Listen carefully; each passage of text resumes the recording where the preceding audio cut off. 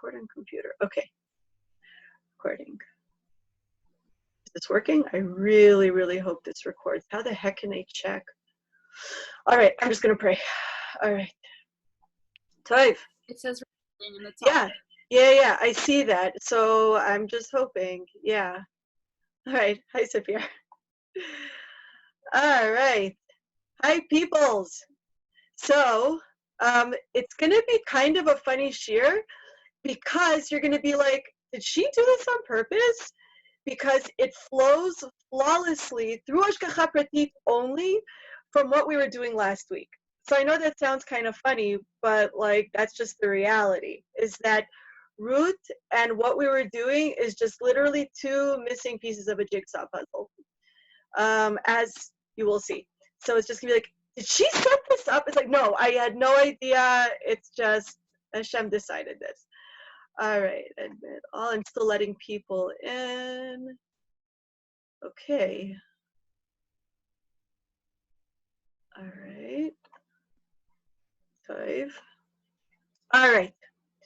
So I guess let's just start. And if people come late, then, you know, they can always check out the beginning of the video when I upload it on YouTube.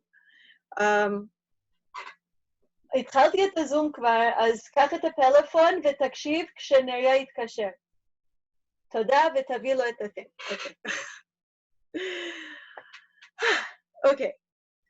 So basically, let's just run through Perek Aleph, just to get on the same page, that we all have the plot clear, we have the characters clear.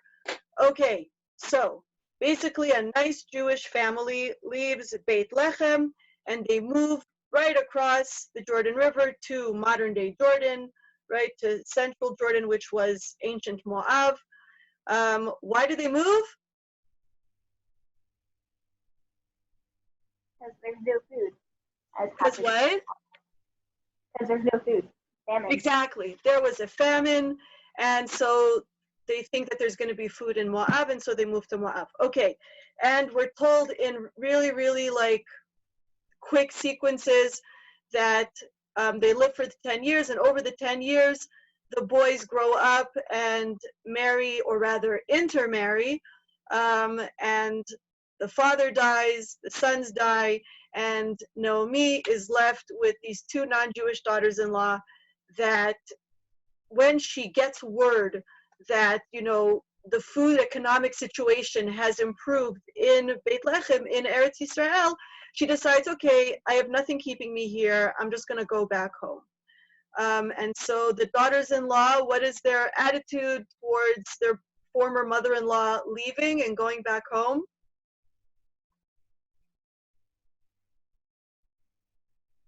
They follow her there. Well, they want to, right? They very much want to. Do they all succeed in going together to Beit Lechem? No, one of them. No. Right, why not? Because Naomi, their mother-in-law, basically tells them that, you know, they need to remarry and stay there where, like, you know, it's their land with their people. Right. So basically, Naomi does everything in her power to try to dissuade them from coming with her to Israel. Why? Like you already said, they should just stay in their land, you know, marry a nice Moabite boy or, you know, someone else, but just why else is she telling them to just don't follow me to Bethlehem? Do not come with me no matter what. Let me be alone. Please don't come with me. So one is just really looking out for them. It's just altruistic because she says to them, I have nothing to offer you. Like, I have no more sons. And now, why does she think that their chances of shidduchim are so dismal in Bethlehem? Because even if she doesn't have sons, so what? The neighbors have sons. They'll get there. They're like, the girls have good yichus. They're gioruses. Like, what? Like, what's the problem? Why is she, like, just emphasizing, do not come with me, your future is over there, and if you come with me to Israel. Leah is suggesting that they're not Jewish.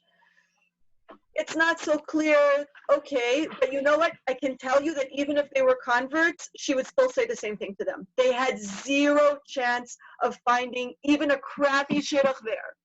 As we see later from Perek Gimel and Dalid, you know, what, Samantha? Because people think they're the reason the sons died. No. I mean, there is this idea of a katlanit. No, nobody accuses them of it. They don't have some kind of stigma or superstition attached to them.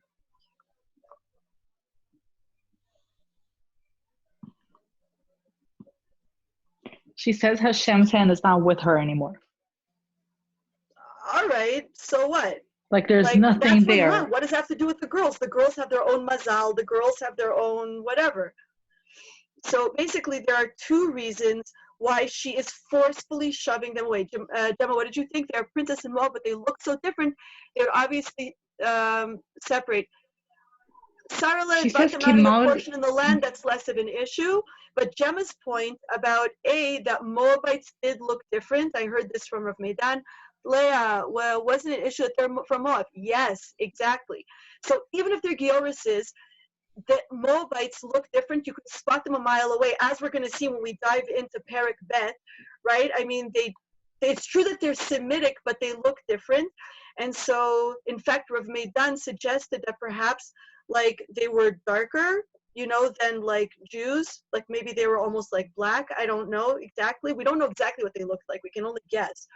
But basically they were like decidedly, they look different. And so you could spot that Ruth was not Jewish a mile away. So basically she says, look, Moabites are stigmatized. As it says in Dvarim, Perek Chaf Gimel, chapter 23, Moavi v'Amoni lo yavo bikal Hashem. There was a stigma saying that they may never enter, you know, the congregation of Hashem. They can never convert.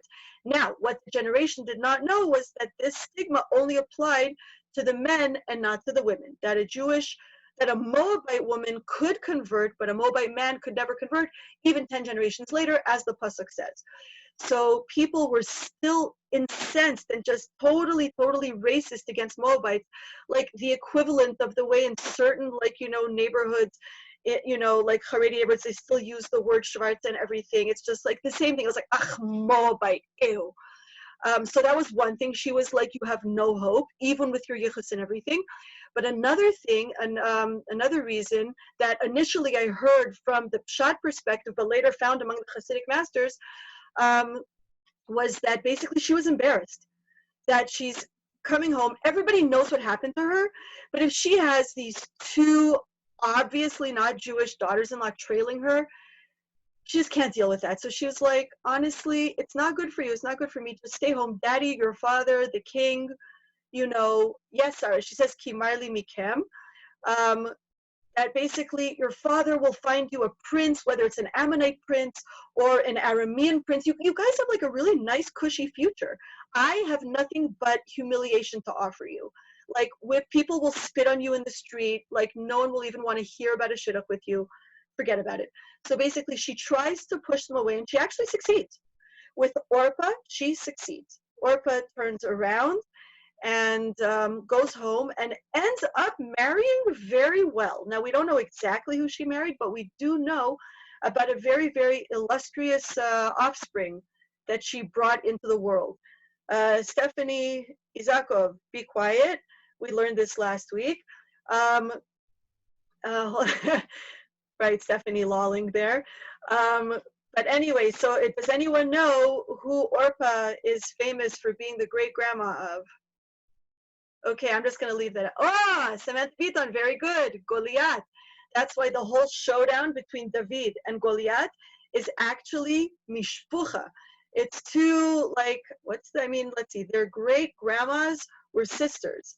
So that makes them third cousins, fourth cousins? What the heck does that make them? I have no idea. You guys figure it out. I'm not wasting time on this. Okay, so basically, but Ruth refuses. See, proof that Ruth's already Jewish. That kind of stubbornness is classic Jewish. So she's stubborn and she says, I don't care. I'm going with you. Wherever you die, I will die. Wherever you sleep, I will sleep. Just, you can't scare me. You just can't scare me with anything that you say.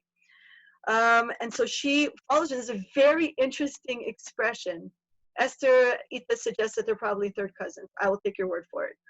So basically, there's an interesting pasuk that says, and Ruth returned to Beit Lechem, which is weird because she's never been there before. You can only return somewhere that you've been before. So what do you guys think? Why does the pasuk say, and Ruth returned to Beit Lechem?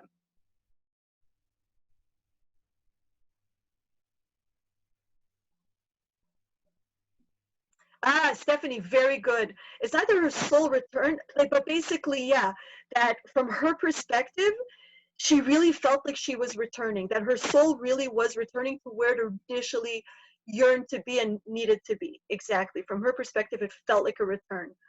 So then now that leads us to chapter 2. You know, Naomi, well, before that, the very end of chapter 1, Naomi gets there, and when people finally see her in the street, right, she left the equivalent of, like, I don't even know, like Melania Trump, or I don't know, just somebody very high financial standing, social standing, political standing. Her husband was one of the major leaders. And she comes back bedraggled, completely bereft of everything. She doesn't have any bling to her name, physical, psychological. She has no bling. She doesn't have kids. She's like, she has nothing. She has to go begging. What's Sarah Plotkin? Why would they leave though? Well, what do you mean? Because there's famine, and famine doesn't discriminate.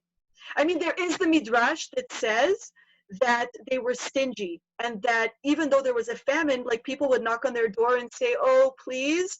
And Elimelech basically said, I'm so sick of, like, you know, people coming and schnoring. I'm done with this. So he moved them up. That's a midrash. But according to Pshat, I mean, if there's no rain and no wheat grows and, you know, there's no food for everybody. It's like you could throw money at the guy at the shuk. If he has nothing to sell you because the crops died, he's got nothing to sell you.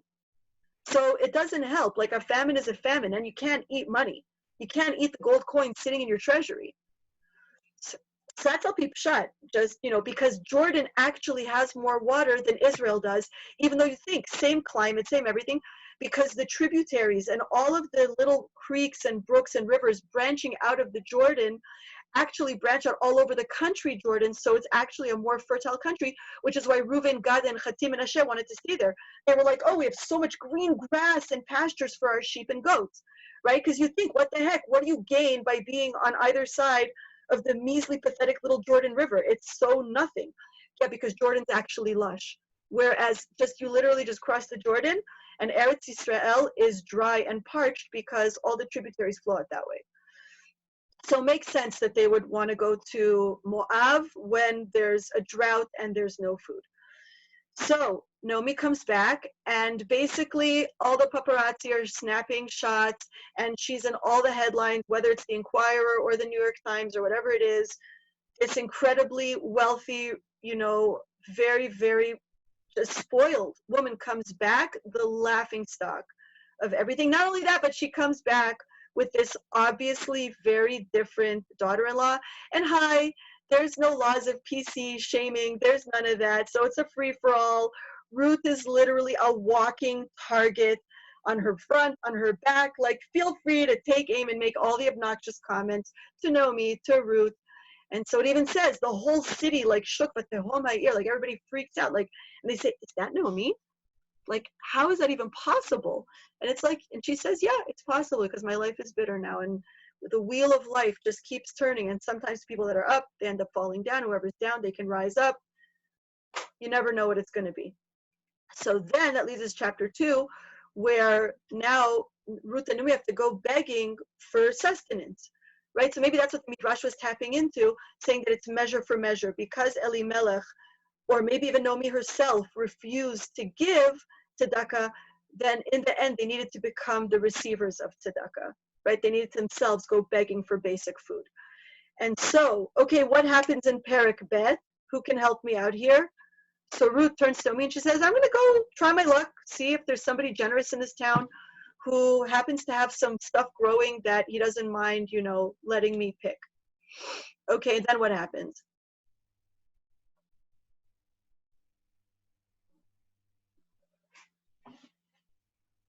Don't all jump up at once now. So there's a strange pasuk that says, right, Adina and Sarla were like, oh, she ends up in Boaz's field. Does she get there automatically?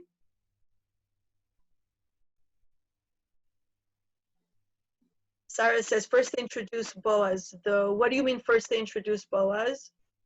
First, yes, that there is a Ish Gibor Chayil, that's true. But at what point does Ruth get to his field? Does like Roshgacha Pratis, Hashem just kind of guides her, that she makes a beeline for it? Who had a chance to do the Gemara? Who actually took a look at it? Anyone? I think Sonia did. I know some people emailed me to get the link that Facebook kept blocking to the Sonsino edition of the Gemara. But if you look at the Sefaria, that's also great. The one that Beth, I keep thinking of her with her maiden name, Beth Kirshner posted. Sarli, use Sefaria. Okay, excellent. So do you recall? She got turned away initially. It says vatelech vatavo, right, Esterita, that it says there's a superfluous language. It says, and she came and she went and she got to Boaz's field. And the Gemara right there says, yeah, it was actually a really, really arduous route for her. She went to one place and she was chased away, and she went to another place. Or Rabbi Elazar puts it a little differently. He says, it's not that she got chased away, but that she felt like these people are not good people. She had this amazing antenna for like sniffing out good people, like quality moral people. And so she was like, no, something's fishy here. I'm going to try somewhere else. And then she got to Boaz's field and she's like, oh, this is a good person. I'm going to pick here. So she ends up at some point, I would imagine it took quite a while, and she was probably exhausted by the time she got to Boaz's field. And then what happened? So she starts picking, whatever gets dropped, right? The halachot of leket and shichecha. I'm taking for granted that over the years you guys have encountered these halachot. Is this familiar or totally Chinese? What is she picking? Is she literally stealing wheat from or barley rather, because it's a barley field. Is she stealing barley from Boaz's field? What is she looking for? Right, Sarah Plutkin, exactly. That there is the halacha in Sefer Vayikra, that when a reaper is reaping any grain, whether it's barley or wheat, exactly, Adina, that there's different categories of grains that fall. So you're, using wow, this actually happened. I only know the word in Hebrew. Guys, the Grim Reaper, what does he have? A scythe. I was thinking a sickle? It's not a scythe. I just know in Hebrew it's called a magal. I have no idea. I don't remember anymore what it's called in English. Sarah says it's a sickle. We're going to go with that. So you're chopping the wheat and you're busheling it up, right? You're bundling it into, the stalks, but it's inevitable that stuff is going to, I guess today they would use a machete, Esther Ita, but back then it was a curved thing, whereas a machete is just like this long blade, and the magal, the scythe or sickle, is like a curved crescent-shaped blade. So basically, it's inevitable that some stuff is going to fall on the floor. So there's very clear halachas about like, well, what happens if an entire bushel falls on the floor? What, you have to leave it there? You're not allowed to pick it up? No. So there's a minimum, there's a maximum. If this amount falls, then you leave it. But if this amount falls, you're allowed to pick it up. Stephanie, they're not allowed to turn around and pick it up, right? So people can collect? Yes, but it depends how much. If it's over a certain amount, then they're allowed to pick it up. So if it's like under 2 grains, I don't know, I think it's stalks or grains, I have to look that up. Either way, that falls, then that you're not allowed to pick it up, and you leave it for people that are needy to come and they're allowed to pick it up. That's considered hefker, that's considered ownerless. And or forgotten, shichecha, right? That's left there for people in need to come and collect. So basically that is what she's collecting. Somehow she knew these laws. I don't know if other nations had these laws. So, and it also strikes me very unlikely that they would, from what my familiarity of, whether it's the Hammurabi laws or any ancient moral codex, that was way beyond the mentality of ancient cultures of like, I worked hard, I planted, I'm going to leave it for somebody else. What the heck? But again, needs to be looked into. From where would she know this halacha? Maybe Naomi told her, you can pick the 2, but if you see 3 falling, don't pick it up because that's forbidden. That's the most likely thing. Right, Leah? Exactly. The most likely thing is that Naomi explained to the halachot, you think when she converted? I think even so pragmatically that if she's about to go picking, so she doesn't have a embarrassing experience, it's like these are the laws, so you don't have a faux pas. Or in Israeli slang, it's the Arabic word fadicha, right? Like a mortifying thing that happens. So probably Nomi said, look, if you're going to go collecting, these are the laws, stick to them so you don't have faux pas, embarrassing experiences. So she goes around collecting, and do we know what attitude she's met with? Like, how do people treat her when they see her collecting? Because she's not alone. There are other people there, whether it's the reapers themselves who are Boaz's employees. There are other people collecting. How is she treated? Do we know from the chat?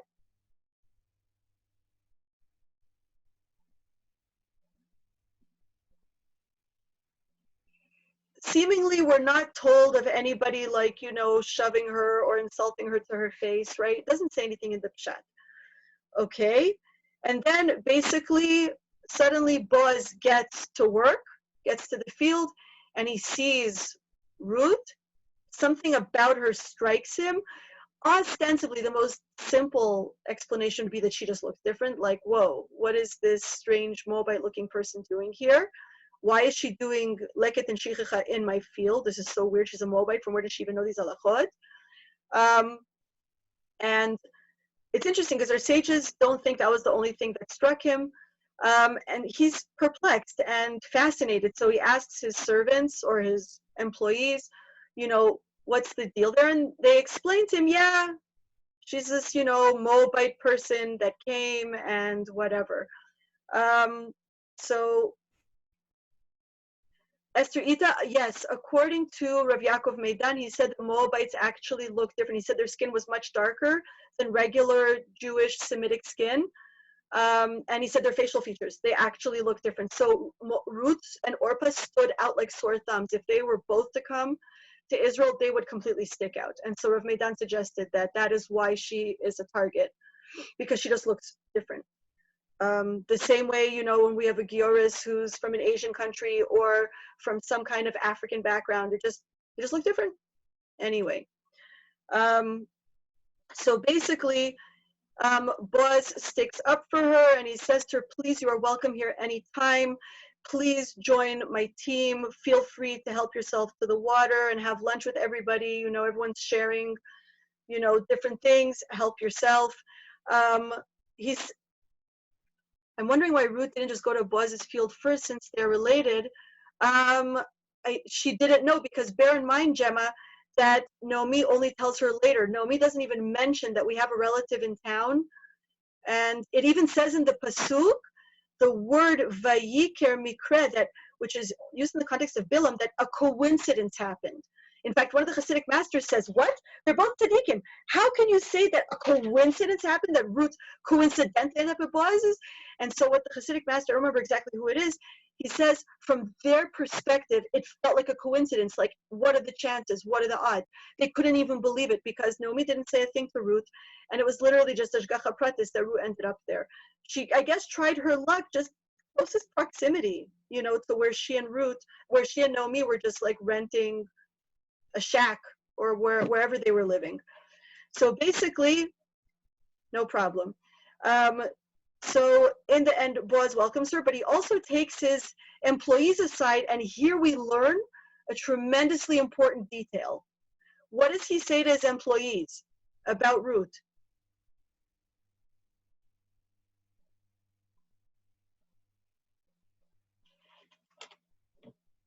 I'm not letting y'all off the hook on this one. Come on, people.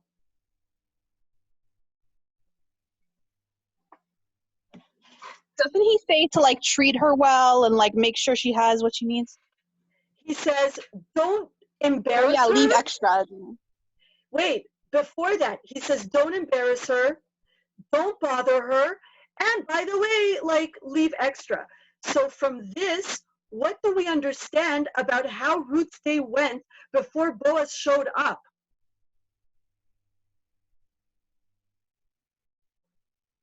People, you with me?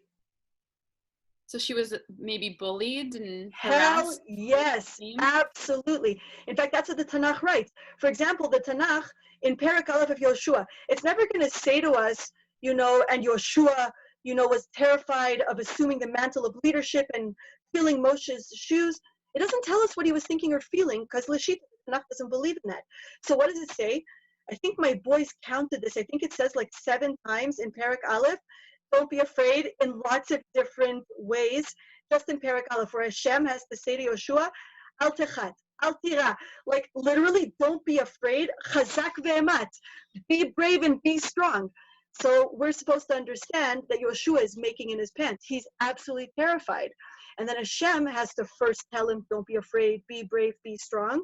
And then the 2.5 tribes come and say, don't be afraid, because he is. So too here, and this the Gemara in Shabbos points out, that the Pshat doesn't tell us, but then with Boaz showing up, suddenly we discover she literally got bullied, she got humiliated. Shiksa, what are you doing here? Get out! She got literally possibly assaulted, shoved possibly, we don't know. And they certainly tried to deprive her. And that's why Boaz has to stick up and say all of these superfluous details, because they're not superfluous. That's exactly the point. He's saying, you think I didn't notice what you guys were doing? You think I don't know how you were treating her? I saw. Don't you dare do that again. I'll have your heads. Was everyone there Jewish? Why wouldn't they be? Who the heck would want to live in Israel? So it's a good question, Esther Ita. I can't imagine who else would be Jewish. First of all, if you weren't Jewish, why would you know about Leket and Shichecha? Were there other converts there? I have no idea. But there's possibility and there's probability. According to probability, it's very unlikely that there were other non-Jews there. And that's another reason why Ruth just simply stuck out like a sore thumb. So basically, Boaz has to pipe up and say, cut that out. Don't you dare embarrass her again. Don't you dare hurt her again. She is welcome here. And basically, Ruth doesn't even know what to do with herself. And she's like, why are you being so nice to me? Because she just had the worst day. Every field she went to, people pushed her away, humiliated her. And Boaz is the first person in 12 hours to notice that she's had a hard day and be kind to her. And she's just a wreck. She's just completely doesn't know what to do with herself. Why are you being nice to me? And so she's very grateful. And then she comes home and reports to Naomi about her good luck. And Naomi's like, oh my God, this is perfect. Did you know that he's a relative? And there's other ramifications. Even though halachically, technically there aren't, but we'll wiggle something out here. Naomi's like, yeah, we could actually benefit from this in more ways than one. And I'm stopping here because there's not enough time to get into Perek Gimel and Dalet. It's literally each Perek in of itself is a whole shiur because there's so many angles. So that's why I told you guys, whoever has time to read the whole thing, that's awesome. And if you don't have time, we're going to focus on Perek Aleph and Bet because we have time to somewhat tackle that. Okay, so basically, what is the deal with the Moabite stigma? Do we understand why does it say in Devarim Chaf Gimel, Lo Yavo Moavi V'Amoni B'Kal Hashem? Why are they stigmatized? I mean, if anyone has a chance to look it up, right? So it's right there. I think it's Pasuk Does Dalet this or go something. back to Saddam? Wait, what, Estherita? Does this go back to Saddam? Their To Sdom? This- Nope. Good guess, but no. In fact, the Sdom story is their saving grace. Basically, what Estherita is referring to, does it mean that because the way Sdom and the way Moab and Ammon, the Chlal came into the world is they were conceived, their forefathers, through incest of Lot and his daughters. So there's a certain negative association of promiscuity. That's actually their saving grace. According to our sages, the Sdom story is actually a merit and not a disadvantage to Ruth and to Moabites in general. Dina wanted to say something and the window already closed. She said, because they weren't kind to us. That's what the Pshat says in Devarim, that the Pshat says, because when you guys left Mitzrayim and you stood at their doorstep, they did not run up to you with bread and water. And so they were not generous because, first of all, why the heck would Hashem expect a Gentile nation?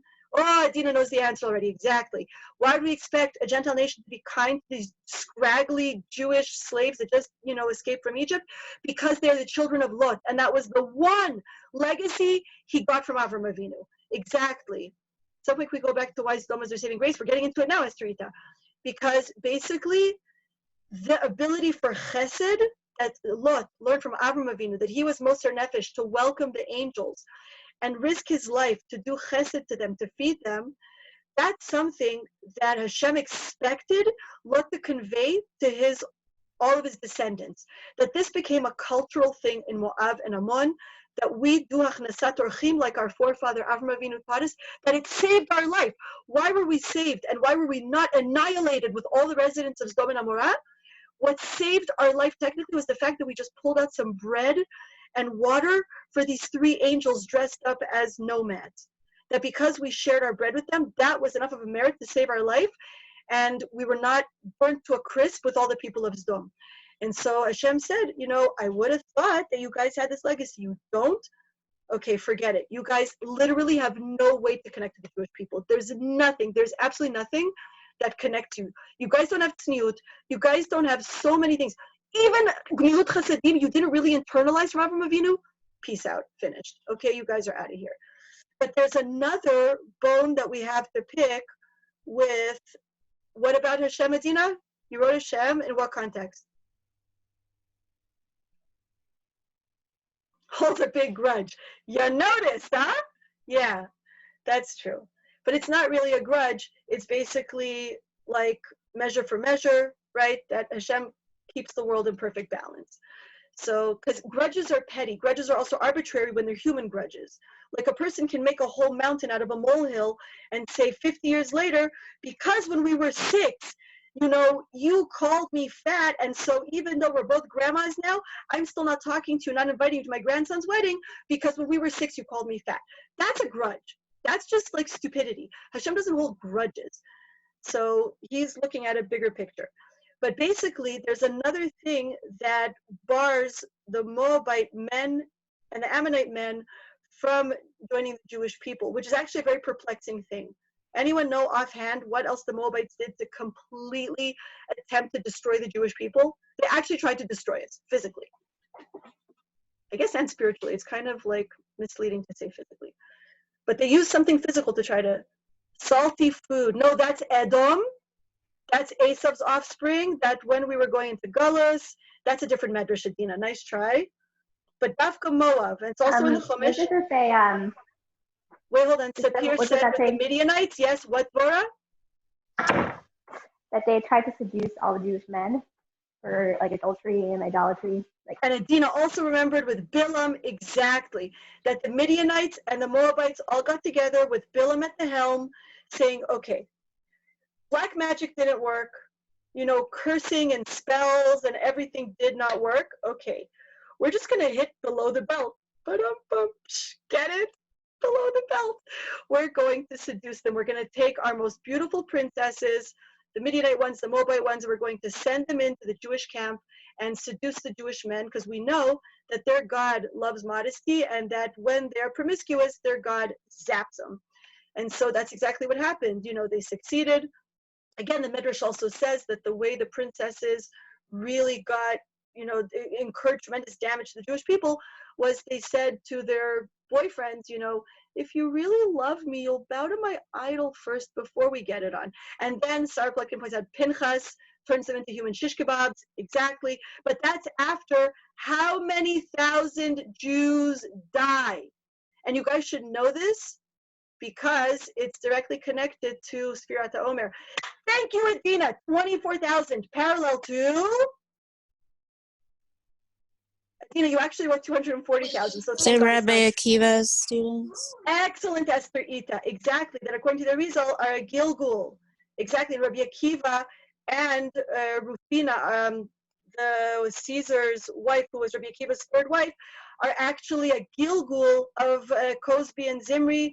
And yeah, there's a whole fascinating midrash talking about how karma repeated itself there in order to do a certain level of tikkun. I'm not going on that tangent, but the point is kind of interesting. 24,000, non-arbitrary number. Okay, so basically 24,000 Jews die before Pinchas is like, gosh, maybe we should do something to stop this horrible plague. And then he figures out shish kebabs, Cosby and Zimri, and everything stops. Okay, so basically, now tell me why it makes zero sense that Hashem says, wait, Adina Weissner, is it connected to Klipas, Midyan, and Sinas Chinam? Yes, in the Maimar of Heichel 2, aka Avas Yisrael.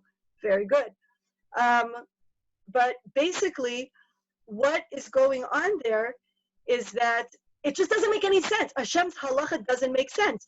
Saying that the Moabite women can become Jews, but the Moabite men can't?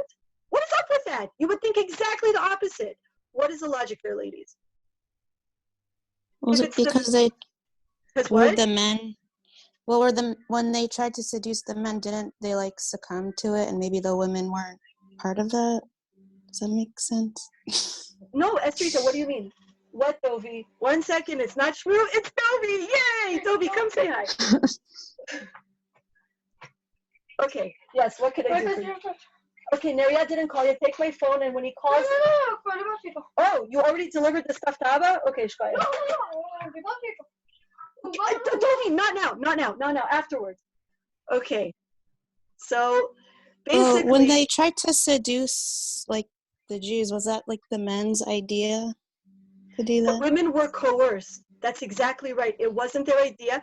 Well, not only that, they didn't necessarily want to do it, but the men strong-armed them into it. And so basically, because they didn't initiate, they're not held accountable. That's exactly right. Whereas Bilam, Balak, and right, all of their cronies, like the kings that are mentioned in a different parsha that the Jewish people end up executing in Moshe's last campaign when he leads a war against Midian. I think it's in Parsha Matos or in Maseh. It's one of the last parshas of Bamidbar. And basically, there are the 5 kings mentioned that were the fathers of the princesses sent in. And so it was the fathers that coerced the daughters, saying, go, like, go do this horrible mission. So that's why the Moabite and Ammonite women are permitted to join the Jewish people, whereas the men are not. Okay, so now we can understand that when Ruth gets there, she has 2 incredibly huge stigmas attached to her. One, that she's a slut, like the epitome of slut shaming is happening to her. And 2 is that she's just a horrible, rotten person that doesn't have a generous bone in her body. Wow, that's a heavy burden to come into Bethlehem with. Okay. Oh my God, why is time running away? Sorry, I looked at the clock and I'm like freaking out. Okay, so now that we understand, okay, why everybody's against her, right? Why she's being shoved out of the field by everybody and even Boaz's own employees. So the Gemara also finds Ruth and Boaz's behavior very, very strange and starts filling in the blanks. Now I'm just thinking if I should start playing around with share screen. Whoever didn't have a chance to see the Gemara, I created slides and I think that I'm gonna skip it and just do it orally. Just run through it. Whoever wants, I'll be more than happy to send it to you as an attachment. Have it as a JPEG, I have it as a PowerPoint presentation, whatever the heck you want, whatever format works for you. But basically, there are certain elements that our sages find perplexing, and they literally, Rabbi Elazar, in that Amud of Gemara, right, Shabbat, Kuf Yud Gimel, literally step by step of every piece of the interaction, they just find perplexing. So let's just break it down. Now, the context that our sages ADHD out, right? That's how Gemara works, is they're having a whole halachic discussion, and it looks like suddenly, oh, did someone say squirrels? This reminds me, did you know that a squirrel once picked the nut off of a tree on Shabbos, and we were just discussing whether you're allowed to crack nuts on Shabbos, and the answer is no, but the squirrel, what does that have to do with anything? So it looks like the Gemara is ADHDing out on us when it starts bringing in all of these seemingly irrelevant midrashim with Tanakhic characters. And so it always stems from a halachic discussion that the Gemara seems to be saying, this reminds me, it has nothing to do with anything, but I'm going to bring this up anyway. Well, the truth is, it always does have a very, very profound, essential connection to the context. So the context that the Gemara opens with is about how a person is supposed to be very, very diligent, that the way they behave during the 6 regular mundane days should be very, very different, or rather their 7th day, the way you behave on Shabbos should be very, very different than the way you behave during the week. And the Gemara breaks it down saying the way you talk should be different, the way you walk should be different. And the last inyan, before it launches into all of the midrashim, a whole chain of midrashim, darshaning Perek Bet of Megilat Ruth is, and you shouldn't wear the same clothing. You should have separate Shabbos clothing than you wear during the week. And where they learned this from is from Megilat Ruth, where the pasuk is what Naomi says to Ruth, that you should wash yourself and, anoint yourself, put like moisturizer and perfume on and makeup, and then put on your clothing. So the Gemara is like basically saying, why do you have to tell her to get dressed? What do you think she's going to do, go naked? Like, why do you have to tell her, by the way, after you finish showering and putting your makeup on, by the way, get dressed, and then go to Boaz in the threshing field? Like, I mean, how stupid do you think she is? Why do you even think get dressed? So from there, the Gemara infers, Rabbi Elazar says, no. She's telling her, put on your Shabbos clothing. Don't just go in your regular, Sunday to Thursday clothing. Go in your Shabbos clothing. Put that on. And so that is where our Gemara begins, saying, even your clothing should be different. Now, by the way, how does that connect? For people who know Hasidus, now we see here, in a very subtle way, our sages were already familiar with Hasidic concept 2,000 years ago, because, so the Gemara, before it launches into the whole discussion of Shabbos clothing, it talks about your food should be different, your speech should be different, your thoughts should be different, your walking should be different. And why does it end with, and your clothing should be different? Because of the garments of the soul. So it's also Exactly. literal garments. That's exactly right. The Gemara very subtly puts that in there, saying all of your garments, your physical garments, your spiritual garments, all your clothing should be different on Shabbos. So basically, but from here the Gemara says, let me teach you something important about Shabbos clothing. And it then all of a sudden, from Shabbos clothing, throws out a dogmatic pasuk from Mishlei. Okay, thanks very much. The pasuk is, give instructions to a wise man and he will be yet wiser. Okay, give smart advice to a smart man and he'll make it smarter. Thanks. That was super helpful. What do you do with stupid people? Stupid people need smart advice. Then the Gemara is also saying, the Mishlei is also saying, if you give smart advice to a stupid person, you're just going to mess it up. So then what? There's no hope. But without that discussion, Gemara launches pasuk from Mishlei. Who wrote Mishlei, by the way? Excellent. Okay, good. That is a super crucial point. They open with the pasuk from Shlomo, right? And it says, you know who was really, really smart? A person who was super, super smart. Two people were smart. Ruth and Shmuel Hanavi. They were super smart. The Chacham that Shlomo's talking about, he's talking about Ruth and he's talking about Shmuel. Okay? Because they're able to infer things, and when they're given advice from smart people, they're able to take it to the next level and make it even smarter. And the examples that Rabbi Elazar brings are, the advice that Naomi gave Ruth was smart, but it wasn't so smart. Because what she said to her was, before you get to the threshing floor, shower, do your makeup and perfume and moisturizer and everything, and get just your Shabbos clothing, and then go to where Boaz is sleeping and approach him there. Why is that horrible, horrible advice on a certain level? She have to go didn't she do it in a through. different order? And that's what the Gemara, Rabbi Elazar is going to point out. She didn't listen to Naomi. Adina says, well, make her look slutty. That's exactly right. Sarle, everyone would see. If she's walking at night, dressed to the nines, to where Boaz is sleeping and everybody knows that he's there, the heck? Seriously. So Ruth, because she's already chacham, she's already smart, so she understands, I'm going to follow her advice, but not in the order that she told me to do it. I'm going to shower, I'm going to moisturize, but I'm going to still wear my shmata jean skirt and my 3/4 sleeve cotton t-shirt, and I'm going to pack my Shabbos clothing up and I'm going to change there in a discreet place when I get to Boaz, so that not everyone knows what's up. And the Gemara is I have super a impressed question. with that. Yeah, what? I don't know if it's, I was just thinking when you were asking why is it a bad idea, did she also have to walk through the field, and would she get dirty again doing that? That wasn't the concern. The concern was that that everybody would, or somebody would see her, and then rumors would spread faster than wildfire, not only besmirching her, besmirching Boaz, but predominantly besmirching her. She would literally be burned at the stake for that. Okay, we thought she was a slut. Now we know that she's a slut. Okay, she had the chutzpah to try to seduce the Nasi Hador with her cheap tricks. What a fill in the blanks. Gemma, she also leaves before anyone can make out individual features. It's true she's at night, but right, that's true. But even so, like basically the Gemara is saying she's really, really smart. And then they give an example from Shmuel, which also like what does Shmuel have to do with Ruth? By the way, does Shmuel have anything to do with Ruth? We know, is there any connection? Thank you, Adina. Shmuel wrote Sefer Megilat Ruth. Do we know, how do we know this? It doesn't say anywhere in the Pshat itself. Estherita's like going to mikvah being sneezed 100%, right? But how do we know that Shmuel and Navi wrote Megilat Ruth? So Does it say it right at the end of the Megillah when it goes through the lineage? Does it say it that never he mentioned wrote? Shmuel. It never mentioned Shmuel. Oh, Sarah commented. Sarah said David Yichus. Okay, but anybody could know David Yichus and write it. Like, so first of all, the Gemara in Baba Batra, Daf Yudalid, says flat out that Shmuel wrote 3 books. And again, it doesn't say anywhere. He doesn't open even one of his books with the words of Samuel, the son of Elkanah. These are the words that the Lord hath sent me. No.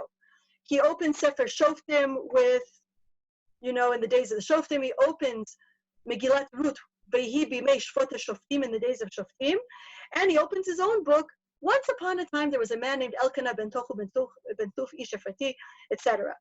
So the Gemara has to come and tell us he authored it, but there's interesting things that he sprinkled within Megillat Ruth specifically that kind of are a dead giveaway, that Shmuel himself wrote Megillat Ruth.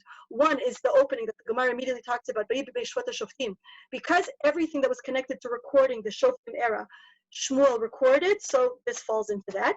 But there's one other thing, there's one expression that only appears, if I'm not mistaken, twice in all of Tanakh. Once is in Sefer Shmuel, and once is at the very, very end, in chapter 4, Pasuk Tet Vav. I looked it up. It's not that I remembered. I'm not that smart.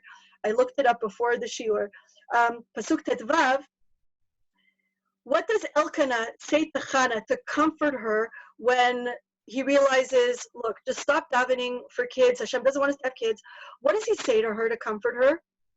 Oh, I'm better than 10 children. And here it says I'm better than 7 children. Exactly. It's funny because I noticed it when I was reading it, and I was like, that's such a weird expression. Right? So that's Shmuel's fingerprints in the authorship. And here Ruth is better for you, Naomi, than 7 sons, which, by the way, there's an opinion that Chana and Elkanah ended up having like 7 kids. So basically, that's another telltale sign that Shmuel is the author. So that's interesting that the sages say, you want to know what a chacham is? It's Shmuel and Ruth, and really there's so many parallels. I wish I had an extra half hour just to go through that little Gemara sugya, just that alone, to show you what a piece of genius that is. All the parallels. They're not 2 arbitrary examples that Rabbi Elazar is saying, chacham, oh my God, 2 best examples ever that are literally like jigsaw puzzle pieces that literally interlock. But okay, let's move right along. So then the Gemara just throws that at us. Okay, Shmuel's smart. He knows how to infer stuff and not follow orders in the exact order because he's smart, and so does Ruth. Okay, nice. Next. And then they start breaking up everything that Ruth and Boaz do. They're like, whoa, that's really messed up.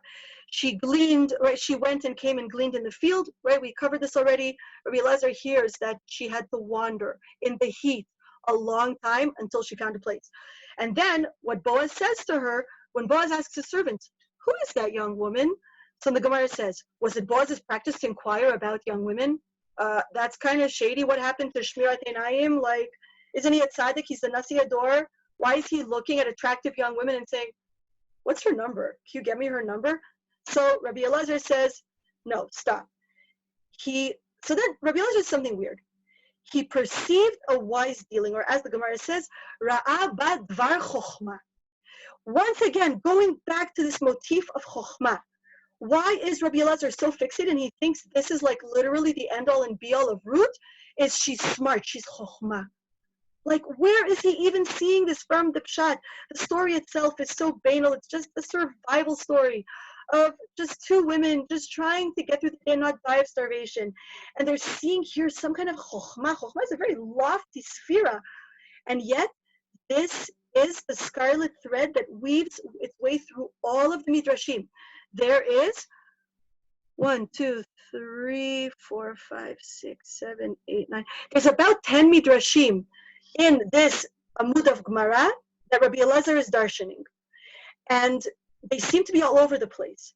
But the thread that weaves through all of them is the concept of chokhmah. That's also why Rabbi Elazar opens with the motif. He's saying, people, listen carefully. I'm not talking about this pasuk from Shlomo Stam. Okay? This is the spinal cord that connects all these different ribs that I'm branching out into of the different midrashim. Listen carefully, people. So here, it's not a surprise that he reverts back. Ra'aba dvar chokhmah. He saw some kind of chokhmah in her. So the Gemara tries to explain what was her chokhmah. She was halachically very, very knowledgeable, that she knew exactly what to pick and what not to pick. That's one opinion. Adina already piped up where there's a machlokes. That's one opinion. And literally, Rabbanan say, no, it wasn't chokhmah, give me a break. It was ra'abat bar tzniut. He saw within her some kind of modesty, the famous medrash, that instead of just bending over and picking it up, she crouched down, or there's an opinion that I read that she sat down and only gleaned what was in her proximity, then stood up and continued on her way. But she made a point of being tremendously modest about it. Okay? And then, cleave to my maidens. Was it Boaz's practice to cleave to other women? Rabbi Elazar says, no, obviously not. But it's hearkening back to saying, I noticed that there's something special about her because the root davak appears, right? The root davkaba, that she clung, she cleaved to Naomi. And he says to her, to echo that, I noticed your righteousness. I heard the rumors that you were willing to give everything up to stick by Naomi's side. So now I want you to stick, right? Tidbakin, stick with my maidens. And they'll take care of you. I will make sure they take care of you. But you're not alone. It's not just you and Naomi. Cleave now to my women as well. And so they're darshaning constantly every single thing here. At mealtime, Boaz said, come hither. Now the midrash starts to get really, really crazy. It starts to get very far-fetched and far-flung into the future, even into the Mishnah's own time. At mealtime, Boaz said to her, right, Kshi halom, come hither. Rabbi Elazar says, he is hinting to her here, I know that the house of David is going to come from us. The reason he says halom to her, because our great-grandson is going to use this word, I don't know how many decades in the future, and you should know that he's going to use this word to establish his monarchy, so I'm using it now because I'm getting this Ruach HaKodesh that you and I are going to establish a house of monarchy through David. Is this prat? What? Okay, hold that thought. All right, Rabbi Elazar is sure that this is exactly what Boaz means, which is why he uses the word halom. Esther, the word is halom. Exactly, thank you, Sarla. Okay, but going on, Gemara doesn't stop there. Why does he tell her, dip your pita into vinegar? So on a very practical level, it says that vinegar is very good for bringing down heat when it's like really schmoiling hot, so there's a practical reason, but Rabbi Elazar doesn't leave it there. Right? Rabbi Elazar starts off, it is deduced that vinegar is beneficial in hot weather, but Rabbi Shmuel bar Nachmani says, he hinted to her, a son is destined to come forth from thee, whose actions shall be sharp as vinegar. And who is it? Menashe the king. Menashe is how much later? Oh my goodness, like what, almost 300 years later? What is he talking about? Vinegar, Menashe? Why would Boaz even say that to her? But it gets better. So she sat beside the reapers. Rabbi Elazar observed at the side, but not amongst them. And why did Boaz tell her to sit there?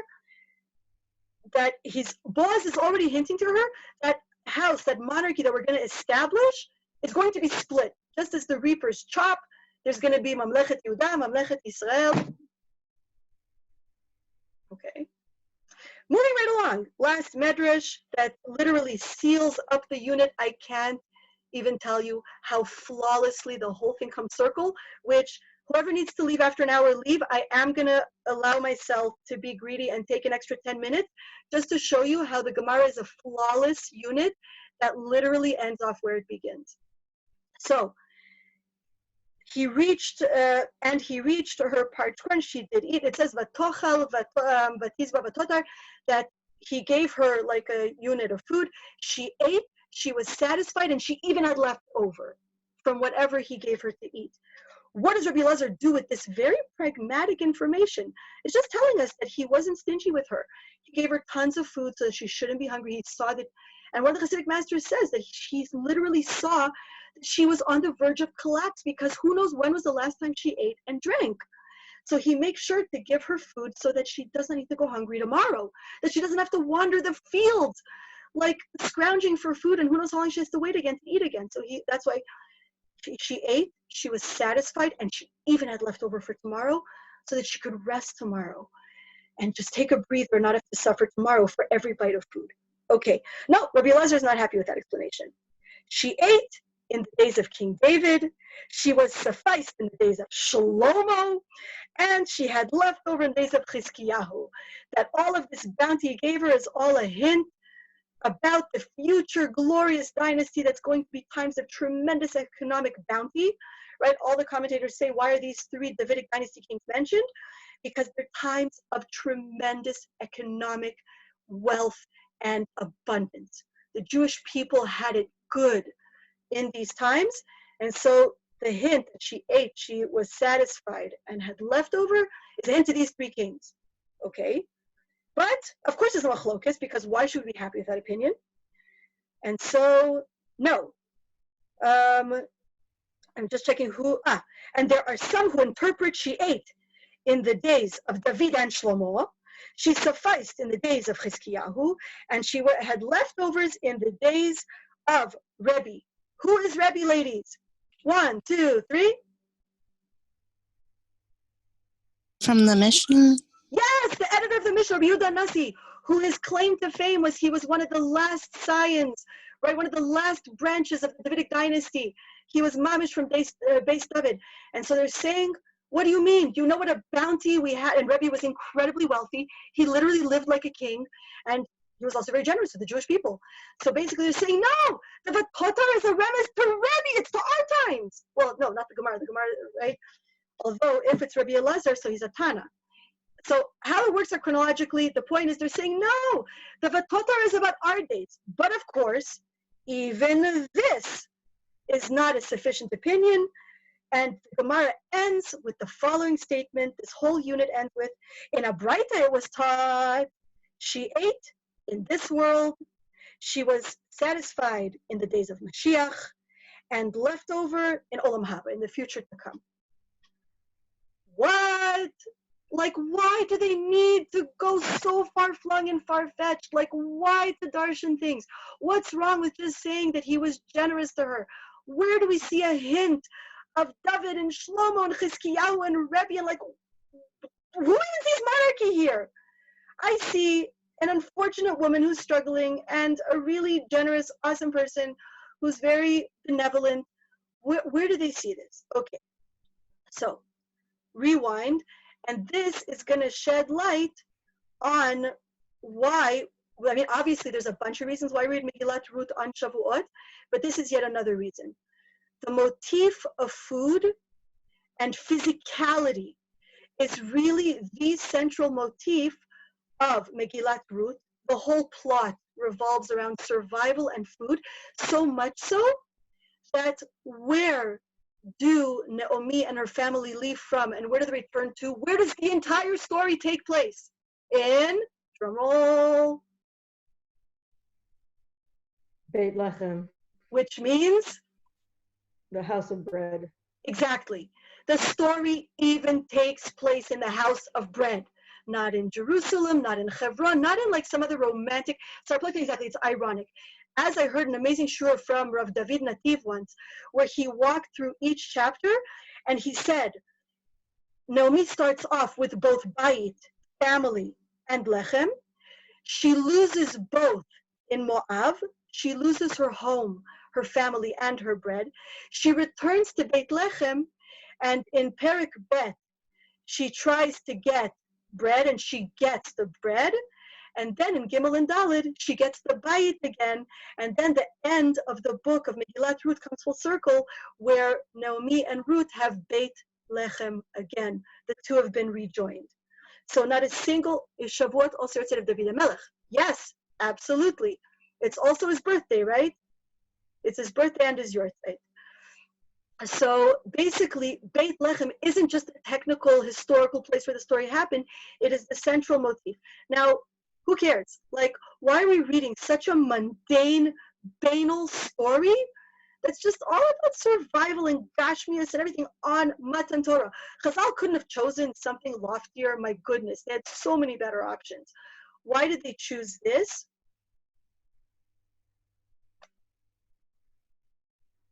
Right, Sarah, Baal Shem Tov's your as well. Exactly. Baal Shem Tov actually has a beautiful, beautiful insight on this Gemara specifically that I want to share in 1 second. But David HaMelech and Baal Shem Tov are inherently connected and have the deepest understanding of Megilat Ruth. They shed the most light on this because they are intrinsically bound to this. So basically, why do we read such a gashmias big story about just people trying to survive, just to procreate, just to, have a field? And like, again, it's not like they want to build a yeshiva in this plot of land that belonged to Machlon. They just a field, to have food, to have children, to get married. Like, it's really simple, because that's the point of Matan Torah. Hashem gave the entire Torah for Dira B'Tachtonim. Shavuot is the field of harvest, is a convert. Exactly, that's one of the dominant reasons, Stephanie, is that everybody's basically a convert, and that everybody has to really not just say Naaseh v'Nishma, like go through the motions on Shavuot, but to go through an inner meditation and to actually walk through the process of like, am I actually accepting the Torah? Am I committing until next Shavuos to really take the yoke of Torah upon myself? Am I committing that, like, if there's a dairy coffee that I really want to have, but I just had schnitzel, and my family tradition is to wait 6 hours, am I going to be able to, like, withstand the temptation of, like, the coffee? It's 4.5 hours, and there are opinions that say that 3 is enough, and, like, or am I just going to say, no, I really said Naaseh v'Nishma, and I meant it. I really meant it. This is our annual recommitment. So yes, every one of us has to be a Gioris on a certain level. That's one reason we read Megilat Ruth.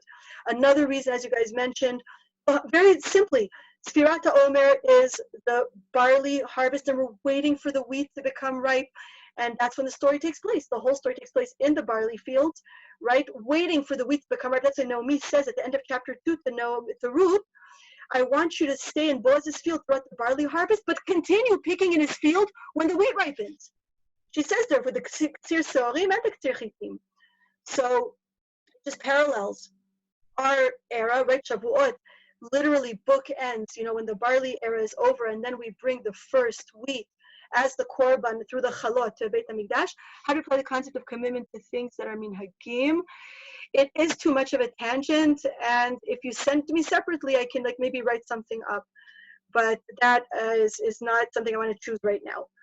Okay. But another reason is that Chazal chose the best Megillah that shows that if the Torah is stuck in the Beit Midrash, then Hashem kind of shot himself in the foot by giving us the Torah. The Torah is not for the synagogue, and it's not for the Beit Midrash, and it's not even for Jerusalem. It is to literally reach every nook and cranny in this world, in every place, in every home, in every kitchen, in every bedroom, in every bathroom. There is not a single place where godliness cannot be. And so basically talking about Ruth. No, Shmuli, no, please, Kishtale. Why? Because I'm literally on the most important part and you're distracting me and I don't want to lose a train of thought. No, Ima. Shmuli, do not make me get mad for real. Sophie, please take him out of here. I'm in the most important part. So with the satisfaction, I'm actually getting mad. Oh my gosh. לא, אתה לא מבין. הבנות חייבות ללכת. הם יפספסו את הנקודה החשובה. Okay.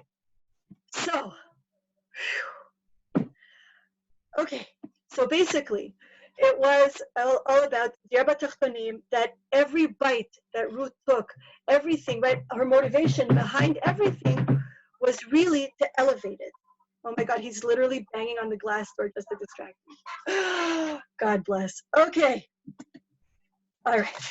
So that's one thing. Now, what does this have to do with the opening of Chokhmah and whatever, right? Like, what does that have to do with anything? So one of Chazal's agenda, or specifically Rabbi Elazar's agenda, throughout all of these midrashim, is he is suggesting that the reason that Shlomo was born and achieved everything that he achieved is because of Megilat Ruth. That is why he opens with a pasuk from Mishlei from Shlomo. He talks about Chokhmah, which is what Shlomo was famous for. And Rabbi Elazar is saying, you think Shlomo just came by it like honestly, like, oh, sorry, did come by it honestly. He came by it by a fluke? He just happened to, like, you know, be gifted? No!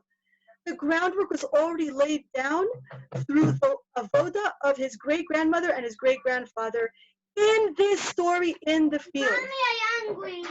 I left food on the thing. Tell Dovi. Breathe. Breathe slowly and deeply. This doesn't matter. Just breathe slowly and deeply. Okay. So basically, that is why eventually where Rabbi Elazar takes the Midrashim is to the place of Malchut Beit David, and he keeps bringing up Shlomo, because he's saying this Chokhmah that Boaz noticed in Ruth, this is something inherent to her that she passed on to Shlomo. And actually, David Foreman, you guys are familiar with Aleph Beta? And he has like amazing books. He's an amazing, amazing Tanakh teacher. And so basically, he has an incredible shiur that my father-in-law heard from him in person, Erev Shavuos, I think a year or two ago, where David Foreman explains the famous idea that Shlomo HaMelech wrote or composed Eshet Chayil for Ruth. Because again, why would he think that? In which book does Eshet Chayil appear? It's in the Tanakh, right? It's not a liturgical piece composed by the sages of the Gemara. It's from the Tanakh itself, the entire thing. Not one pasuk, not like literally the whole thing. It's from Mishlei, exactly. Oh, Sarah Plotkin picked up on that, beautiful. Sarah's like, wait. Boaz calls Ruth in the Pshat for I know that you are an Eshet Chayil. Exactly. So if David Foreman goes and according to Pshat finds parallels between Megilat Ruth and the words of Eshet Chayil. But basically on another level, it seems Rabbi Elazar would agree with that reading, because he says Shlomo knows where his chokhmah and all of his power came from. And it's a song of gratitude to his great-grandma, his Alta Babi, saying, thank you for being Moser Nefesh and laying down the groundwork. And all the bounty that I have in my kingdom and all the chokhmah that I'm able to provide my people is because of your Mesiras Nefesh. And I think that that's why when it talks about the women that Shlomo married, I think he felt comfortable marrying Moabite specifically because he wanted to do the final tikkun. But basically Ruth is considered on a certain level the lowest of the low, because Moab is a certain klipa that's so low that they can't even join the congregation of Hashem, right? Lo yavo bikal Hashem. And here Shlomo is able to raise it up, to elevate it, because Ruth already lays down the groundwork through her Matan Torah or through her Kabbalah's Old Torah. So basically, the Gemara comes full circle by talking about Yemot HaMashiach, the final tikkun, because really Shlomo achieved that in his time. How? Through Chokhmah. Through which Chokhmah? The Chokhmah that was in his DNA from Boaz and from Ruth. And it's interesting because when Shmuel is writing, you know, Megilat Ruth, so the way that in Melachim we said that the way a couple is suggested through the text that they are a potential couple, that we should ship them, that they're compatible. So in Melachim, right, we're told that Abishag is beautiful, and then to hint to us that something should occur between Abishag and Adoniyahu, regardless of, like, you know, political agenda. When Adoniyahu is introduced, he's also introduced as handsome, right, as exceedingly handsome, to show they have compatibility on the most basic level. So why is Ruth called Eshet Chayil? What does that tell us about who she's inherently compatible with? Because the first time we meet her Beshert, what are we told about him? First thing we're told about him.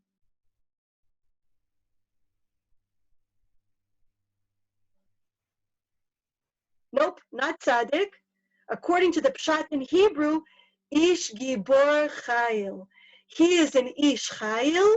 And then at the end, when he calls her Eshet Chayil, he's saying, you are exactly the perfect fit for me. the two of us, nobody else matches the way we do. We're the ones who have this trait. And so these Anshei Chayil are able to bring Shlomo Melech into the world, who writes the ultimate book of Chochmah, Sefer Mishlei, and he ends off this book of Chochmah, Sefer Mishlei. Forget about the dozen years that Tina started like, oh, thanks a lot, Sarah. Thank you. Okay, no. Let's not even go to the chronological mess that is the age gap between them. Not going there. The point is, the way Shlomo ends off his magnum opus on Chochmah, Sefer Mishlei, is a tribute to the sources of his Chochmah, the Anshei Chayil, Boaz, and Ruth. So, and just as a nice thought at the end, Rabbi Nachman of Breslov ends off by saying, Sarla, don't even. No, it's the massivest machlokas ever. Your head could go snap, crackle, and pop just from the different opinions, because they're so whacked out. They're not even like normal opinions. They're crazy opinions. So you can look it up. I think Rashi deals with it at the very end. Look it up. It's bananas. Anyway, just to wrap it up, Rabbi Nachman says that Ruth, what was her chokhmah? What was her tremendous thing that she was able to achieve the highest level of tikkunim? I'm just going to read it for you. 1 second.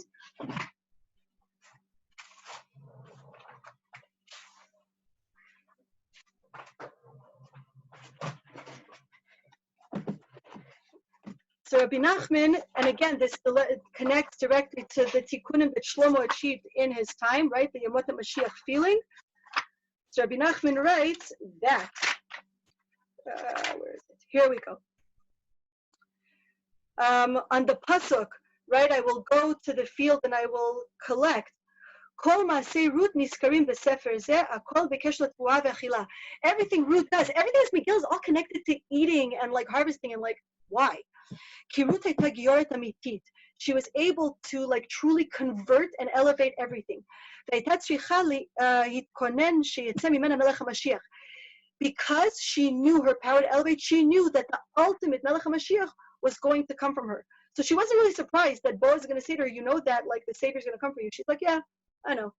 What up? Asher al yado yeheh gemara tikun. That she knew that her great-grandson, who's going to be this bechina, this aspect of Mashiach, is going to be able to reach the highest rectifications, which remember we said last week, the Zohar says, Shlomo's days when the moon was full, everything was rectified. Gemar tikun, sihara b'shlemuta. Ruth already knew this. So what was she doing to prepare herself to bring this incredible leader into the world? Because what is the lowest, thing that needs to get rectified, the most base biological function that set off the whole chain reaction of being chased out of Eden? They ate from the fruit, right? So basically, when she rectifies the ability to eat, that is when she lays down the groundwork to be able to elevate absolutely everything, even the most base biological functions, and she reaches the final rectification of Chet Etzadat Tovara. Oh, תביא את זה, זה באת, אוקיי, עזוב. שמולי, צא, אני עכשיו בדקה האחרונה. תיקון אכילה. לא, צא. ברור התבואה מהפסולת.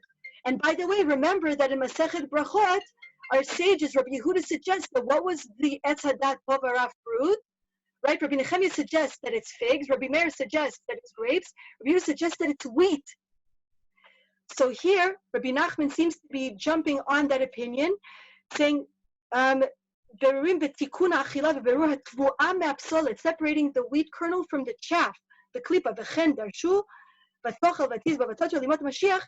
And so Rabbi Nachman says, and that's why Rabbi Elazar darshans on Yemot Mashiach. What do you mean? It makes perfect sense. Because she laid down the groundwork. The whole end was Shlomo HaMelech coming into the world and rectifying it. That's exactly what happened. So it all starts here. I guess we won't get to the Baal Shem Tov this time. Anyway, I know everyone has to run. I will convert this, upload it to YouTube, and everybody have a delicious, holy Shavuos. The delicious is super important. And when you take that bite of cheesecake, however many flavors you make, my family already asked for 3 different flavors. Yeah, am I going to make them? I don't know. They asked for lemon, peanut butter chocolate, and vanilla.